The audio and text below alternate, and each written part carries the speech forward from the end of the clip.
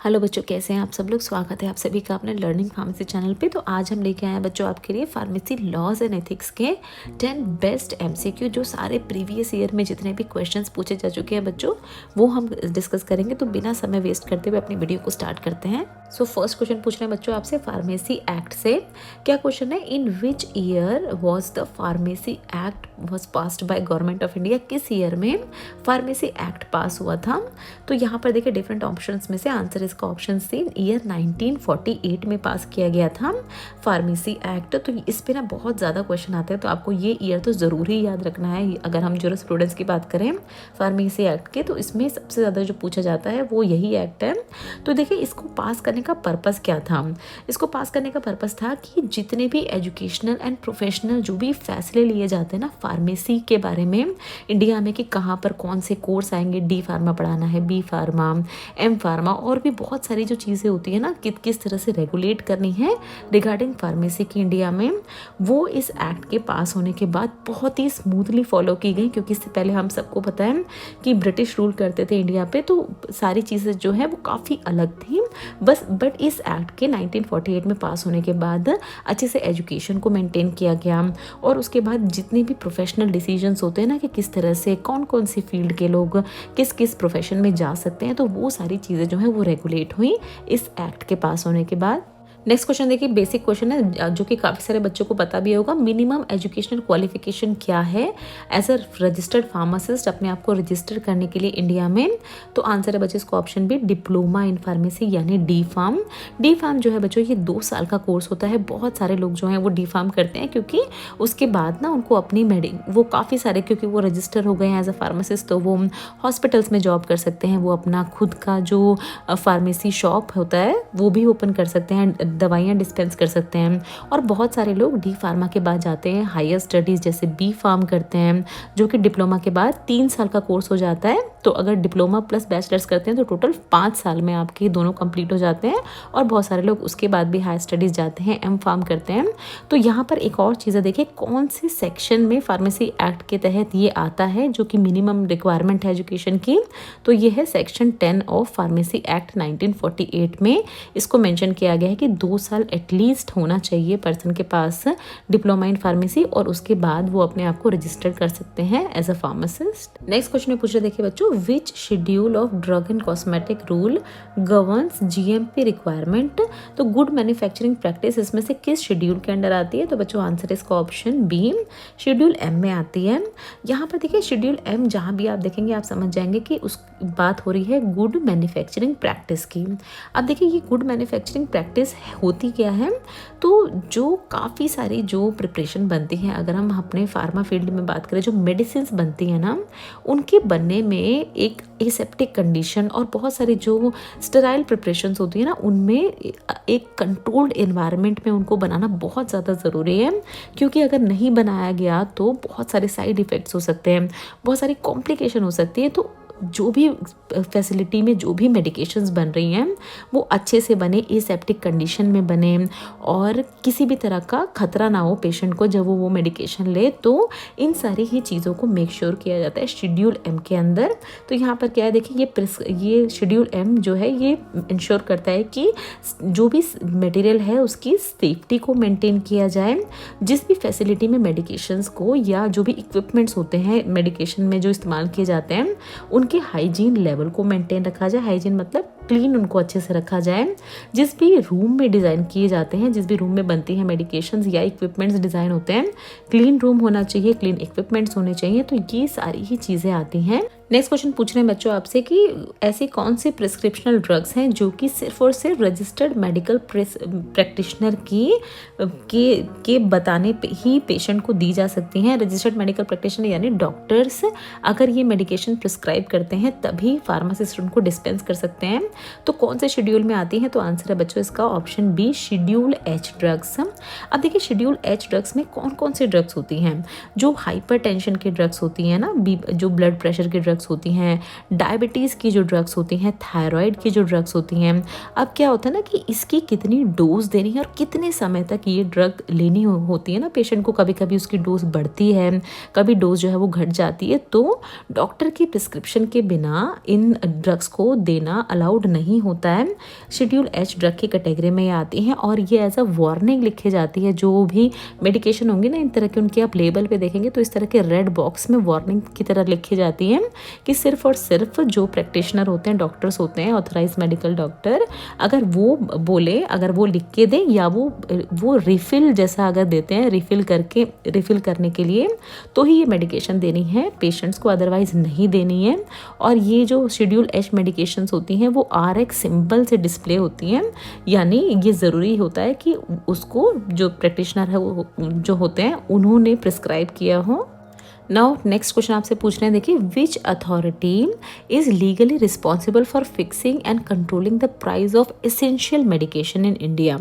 देखिए, अब essential medication ऐसी मेडिकेशन होती है ना जो भी लोग होते हैं ना उन सभी के लिए ज़रूरी होती है। जैसे बहुत सारी ब्लड प्रेशर की मेडिकेशंस होती हैं, डायबिटीज़ की मेडिकेशन होती है, हार्ट रिलेटेड जो डिसीज़ होती है ना, दिल की बीमारियाँ, उनकी मेडिकेशंस होती हैं, तो ये होती हैं एसेंशियल मेडिकेशन। तो इनकी प्राइस कौन फिक्स करते हैं?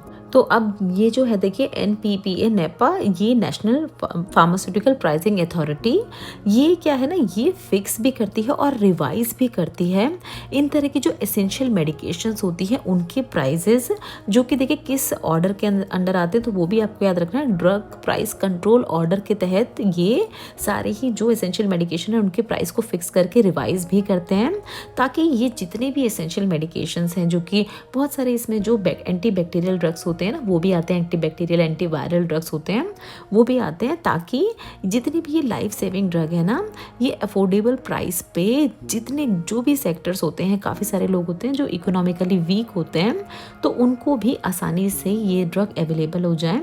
तो ये मेक श्योर करने का काम होता है नेशनल फार्मास्यूटिकल प्राइसिंग अथॉरिटी का। नेक्स्ट क्वेश्चन में पूछना, देखिए, what special warning symbol must be prominently printed on label for schedule x drugs. तो शेड्यूल एक्स ड्रग के जो लेबल पे कौन सा इसमें से सिंबल बना होता है? RX का, XRX का। तो बच्चों आंसर है इसका ऑप्शन बी ही, XRX का सिंबल बना होता है।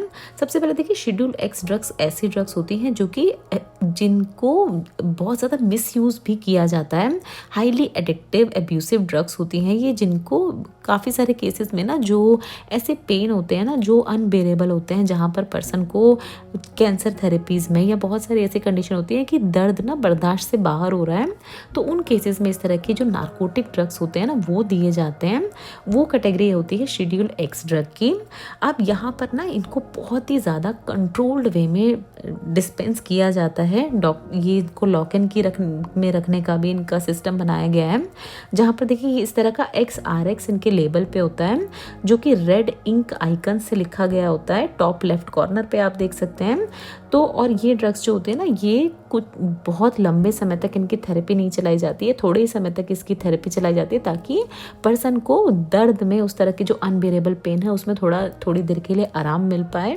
नेक्स्ट पूछ रहे हैं बच्चे, देखिए, who is responsible for inspecting pharmacies, taking drug sample and ensuring compliance. तो कौन ये सब काम करते हैं कि फार्मेसीज में जाके उन फार्मेसीज को चेक करते हैं।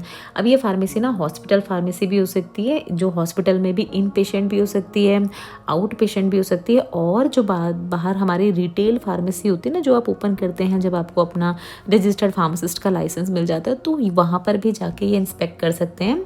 कौन होते हैं? ये होते हैं ड्रग इंस्पेक्टर। ड्रग इंस्पेक्टर के प्रॉपर एग्जाम्स होते हैं और उसके बाद ही अपॉइंट होते हैं, तो इनके पास बहुत ज़्यादा पावर होती है कि ये इन तरह की जो फार्मेसीज होती है ना उनको जाके चेक कर सकते हैं, उनका लेआउट, मतलब किस तरह से वो काम कर रहे हैं वहाँ पर, बहुत ज़्यादा मेस्ड अप तो नहीं है चीज़ें, स्मूथली चल रही हैं या नहीं। ड्रग सैंपल ये लेके जा सकते हैं, अगर इनको कुछ भी लगता है, उसमें कुछ भी उनको सस्पिशियस लगता है तो ड्रग सैंपल्स लेके जा सकते हैं। किसी भी तरह की अगर इलीगल सेल प्रोसेस चल रही है, बहुत मतलब इनको अगर लग रहा है कि काम अगर वहाँ स्मूथली नहीं चल रहा है सेल का, तो वहाँ पर भी ये उसमें अपना पॉइंट दे सकते हैं और उसको भी सस्पेंड कर सकते हैं उन चीज़ों को भी, और अनलाइसेंस्ड एक्टिविटीज़ पे भी अपना क्विक जो एक्शन होता है वो ले सकते हैं। देखिए, ये बहुत ही इंपॉर्टेंट क्वेश्चन है। ये है प्रोहिबिटेड एडवर्टिजमेंट का क्वेश्चन। पहले ये क्वेश्चन देखते हैं, उसके बाद थोड़ी सी इसका मैं आपको पास्ट की हिस्ट्री भी बताऊंगी। तो क्वेश्चन पूछ रहे, देखिए, under the drug and magic remedy act which of the following is completely prohibited from being advertise, मतलब किसका एडवर्टीजमेंट करना बिल्कुल ही मना है, किन तरह की ड्रग्स का। तो यहाँ पर बच्चों आप ऑप्शन बी देख रहे हैं, cure of blindness and cancer. ठीक है, अब यहाँ पर आप देख रहे हैं, देखिए, एंटासिड सिरप्स के जैसे डाइजिन के तो ऐड आते ही होंगे, आपने देखे होंगे, मॉइस्चराइजिंग क्रीम्स के भी ऐड आते हैं टीवी पे। जनरल जो हेल्थ सप्लीमेंट्स होते हैं जैसे जो iron tablets, vitamin C tablets, उनके भी ऐड आपने देखे होंगे। बट अगर कोई कंपनी से इस तरह का ऐड करती है कि हम किसी की ब्लाइंडनेस, यानी अगर कोई अंधा है तो उसकी आंखों की रोशनी वापस आ जाएगी, कैंसर का पूरी तरह से कैंसर को ठीक कर दिया जाएगा इस दवाई से, तो ये सारे एड्स जो है ना ये बैन है। पहले के समय पे क्या होता था ना कि लोगों को बहुत ज़्यादा बेवकूफ़ बनाया जाता था, बहुत ज़्यादा पैसे उनसे लिए जाते थे, और क्योंकि ये सारी चीज़ें हैं ना, इनकी एक प्रोसेस होती है, धीरे धीरे ठीक होती है। अगर हम कैंसर की भी बात करें तो कीमोथेरेपीज चलती हैं काफ़ी लंबे समय तक, और उसके बाद भी इसके रीबाउंड, कैंसर के रीबाउंड के केसेस भी आते हैं। तो पूरी तरह ठीक होना इन, और ब्लाइंडनेस की अगर हम बात करें तो बिल्कुल ही अलग प्रोसेस होती है। बहुत सारे केसेस में ब्लाइंडनेस का कोई भी इलाज नहीं होता है, अगर वो परमानेंट लॉस है, परमानेंट विजन लॉस है। तो इन तरह के एडवर्टीजमेंट पे साफ साफ रोक लगाई गई है गवर्नमेंट के द्वारा कि कोई भी इस तरह के एडवर्टीजमेंट करके लोगों को मिसलीड नहीं कर सकता। नेक्स्ट क्वेश्चन में पूछ रहे हैं बच्चों, the drugs dangerous to take except under medical supervision, मतलब देखिए ऐसे ये जो ड्रग्स होते हैं ना, आंसर है इसका बच्चों ऑप्शन बी, शेड्यूल जी ड्रग की बात हो रही है। देखिए इन कैटेगरीज में ना क्या कौन कौन सी ड्रग्स आती हैं, एंटी हिस्टामिनिक ड्रग्स आती हैं, जो कि जो रिएक्शंस होते हैं ना हमारी बॉडी में उसको कम करने के काम में आते हैं ना, एंटी हिस्टामिनिक ड्रग जैसे सिट्रिजिन वगैरह। फिर अगर बात करें हम हार्मोन्स की और इंसुलिन की अगर बात करें तो इनके लेबल को जब आप देखेंगे ना तो हमेशा इस तरह का कॉशन लिखा रहेगा, ध्यान से अगर आप देखेंगे तो कॉशन में क्या लिखा रहेगा, it is dangerous to take this preparation except under medical supervision. तो बहुत सारे ड्रग्स होते हैं, देखिए जो बहुत सारी ओवर द काउंटर ड्रग्स होती हैं ना, जैसे पैरासीटामोल्स होती हैं, और भी बहुत सारी ड्रग्स होती हैं जो कि मिल जाती हैं आसानी से, आप जाके फार्मासिस्ट से मांग सकते हैं और वो आपको दे देंगे। बट अगर कोई शेड्यूल जी के अंदर ड्रग आ रही है, बहुत सारे हार्मोन्स होते हैं इसमें, इंसुलिन होते हैं, तो उनको ऐसे ही नहीं लेना चाहिए, क्योंकि इसकी भी डोज डिपेंड करती है कि किस डोज में देना है। ये हार्मोनल ड्रग है, जैसे इंसुलिन की अगर हम बात करें तो हर कोई इंसुलिन तो नहीं ले सकता है, हर कोई जो है वो एंटी डायबिटिक ड्रग्स भी नहीं ले सकता, तो इसीलिए डॉक्टर की सलाह के बिना तो कोई भी मेडिकेशन नहीं लेनी चाहिए। लास्ट क्वेश्चन देखेंगे बच्चों हम अपनी आज की इस वीडियो का, पूछ रहे हैं आपसे कि फार्मासिस्ट को कितने साल तक रिकॉर्ड मेंटेन करके रखने होते हैं शेड्यूल एच और शेड्यूल एक्स ड्रग की अगर हम बात करें तो बच्चों देखिए, शेड्यूल एच कौन सी ड्रग्स होती हैं, प्रिस्क्रिप्शनल ड्रग्स होती हैं जिनमें आती हैं एंटीबायोटिक, एंटीवायरल ड्रग्स, फिर इनमें जो सीडेटिव्स होते हैं वो भी आते हैं शेड्यूल एच में, और फिर जो बहुत सारी कार्डियोवास्कुलर ड्रग्स होती हैं वो भी आती हैं, एंड ऑफ कोर्स जो हार्मोनल ड्रग्स होती है ना, इंसुलिन वगैरह, वो भी आती है शेड्यूल एच में, जो कि डॉक्टर की प्रिस्क्रिप्शन पे दी जाती है। और शेड्यूल एक्स की अगर हम बात करें तो हमने बताया था कि जितने भी जो एडिक्टिव ड्रग्स होती हैं ना, जो कि पेन को कम करने के लिए दी जाती है, तो बहुत सारी मोस्टली शेड्यूल एक्स में आती हैं।